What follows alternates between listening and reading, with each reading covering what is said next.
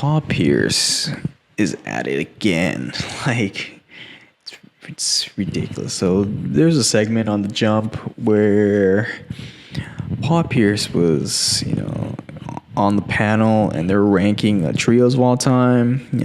Obviously Spurs names come up, and this dude like question like Tony Parker's like Hall of Fame eligibility. Like, bro, come on, bro. Like, you're a Hall of Famer, dude. Like, you played against Tony Parker and the Spurs during that era. You would know how good Tony Parker is. Tony Parker is a first ballot Hall of Famer. Like, if not, he's automatically in the Hall of Fame. Like, dude, like, he's a multiple time like NBA champion.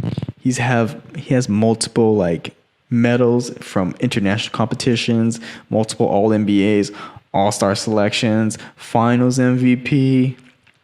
Dude, like, it's crazy, man. Like, Tony Parker is like underrated. Also, like, this dude was like money from like mid range. Like in my opinion, like when CP3's like time, like I thought Tony Parker was the best, point guard at that time.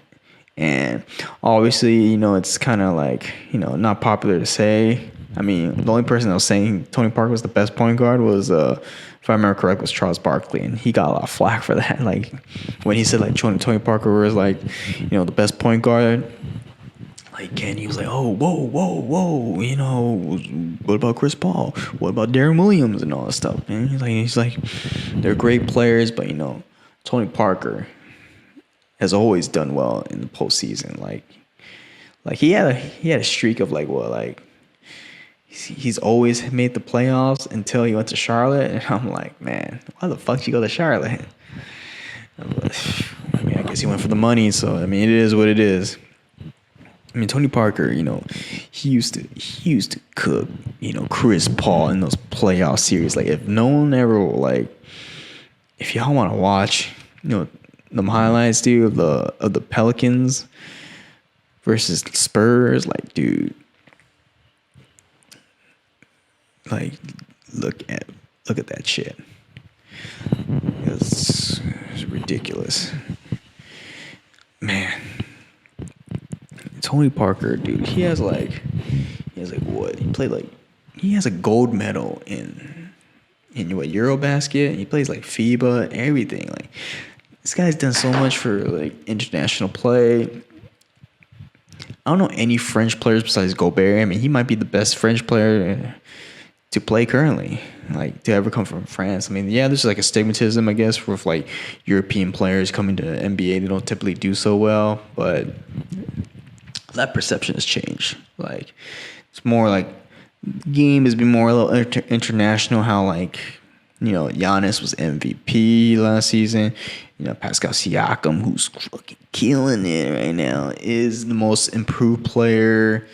I mean, it's ridiculous, man. I mean, you can see like how like the game's just more international now.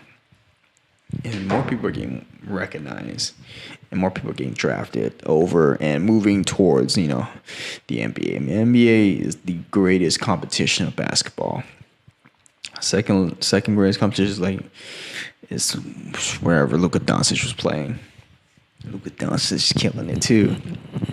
I mean, come on, man. Like, how can you question, Tony Parker? Tony Parker was like averaging like 50% from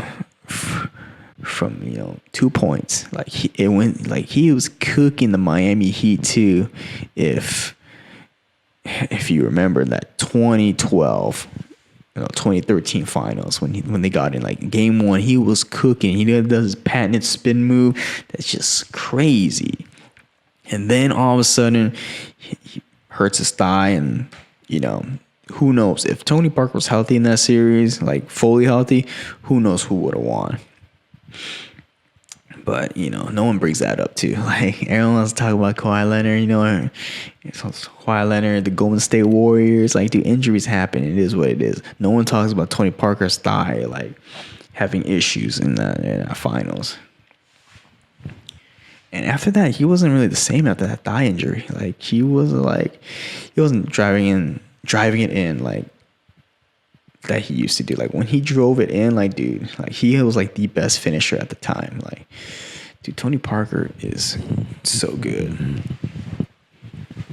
I mean, but I guess Paul Pierce doesn't think so for some reason. But also like ranking for my trios, the greatest trio of all time, in my opinion, is of course Mike, Scotty, and Rodman. And the second trio, I would say, is Magic, Kareem, and Worthy. And of course, third is the Celtics, the '80s Celtics. But the Spurs, of course, obviously the Spurs would be high up there. They have like the most winningest percentage all time. Dude, Tony Parker. He should get more credit than he should. He deserves more credit than he's given.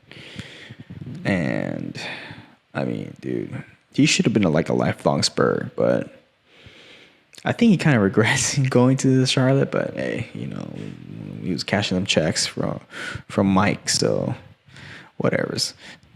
So I'm just gonna end on the note that Tony Parker is freaking out 99% Hall of Fame bound. Like you can maybe argue like against that he's not first ballot Hall of Famer. I think he's first ballot Hall of Famer. I think the whole entire Spurs trio is a first ballot Hall of Famer, and Manu Ginobili, in my opinion, is the greatest six man of all time. They're all first ballot Hall of Famers, dude.